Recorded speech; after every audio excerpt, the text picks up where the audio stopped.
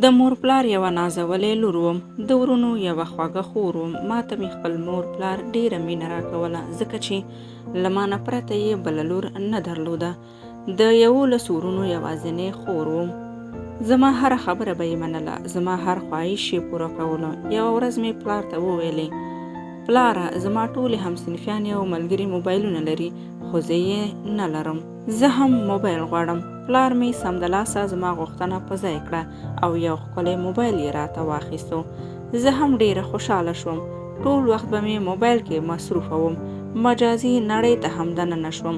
فیسبوک مې جوړ کړو. ځان ته په خپل فیسبوک کې مې رنګارنګ د مینې ډک شعرونه خپرول.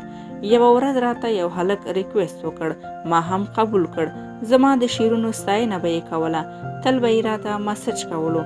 په لومړی وخت کې مې ورته دومره توجه نه کوله، خو وروسته یې زما پام ځان ته واړوه. کله چې به یې راته مسج نه کولو او زما تپوس به یې نه کولو، نو ډېره به خفه کېدلم. وخت په تېرېدو و او زموږ د پردې تر شا اړیکه هم مخ په وړاندې تله. ډېر وخت مو له یو بل سره تېراوه. په ورځ کې به مو 3-4 ځلې خبرې هم کولې. مینه مو یو نه تر بلې ورځې زیاتېده، تر دې چې هغه هلک راته د واده کولو وړاندیز وکړ او د خپلې مینې اظهار یې راته وکړ. ما هم قبول کړ، ځکه زما په زړه کې د هغه لپاره بې انتها مینه وه. بس همداسې مو یو بل سره د مینې محبت خبرې کولو، ان تر دې چې د ښځې او خاوند په شان مو خبرې پیل کړې. دومره مو یو بل سره مینه وه چې حتی کوټې ته د تللو اجازه به مو هم یو بل نه اخیسته.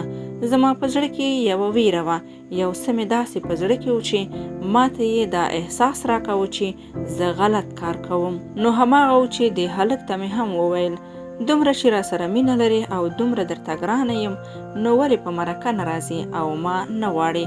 نو هلک راته وویل: لږ صبر وکړه چې زما پوهنتون خلاص شي او وظیفه واخلم، بیا به تا ښه په خوشحالۍ وغواړم او خپله به دې کړم.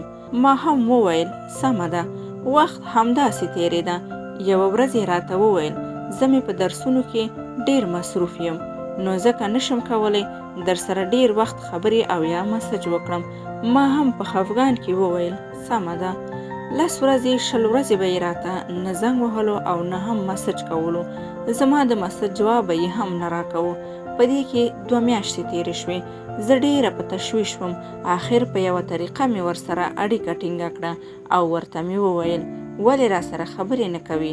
نو هغه راته په ترخه او نفرتي لهجه وویل: د نن نه وروسته که دې راته زنګ وهلی و او یا دې ما سره د اړیکې ټینګولو هڅه کړې وه، نو قسم دی چې مور او پلار او ورونه دې در باندې خبروم. راته یې وویل: زه ستا په شان جنۍ سره کله هم خپل ژوند نشم تېرولی چې د یو ناپېژانده او نامحرم هلک سره داسې پټې پټې یارانې جوړوي. موبایل یې بند کړ. زما زړه یې راته مات کړ. ډېر خفګان را باندې تېر شو. همالته وپوهېدلم چې د دې یارانو نه او د داسې پټو کارونو نه هیڅ نه جوړیږي. ما هم موبایل پورته کړ او په ځمکه مې وویشتو او مات مې کړ. د الله جل جلاله درګاه ته مې رجوع وکړه.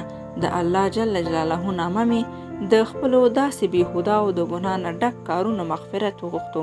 خپل عادي ژوند ته راوګرځېدم او د الله رضا ته مې غاړه کېښوده او د خپلې کورنۍ د عزت ساتلو ژمنه مې وکړه.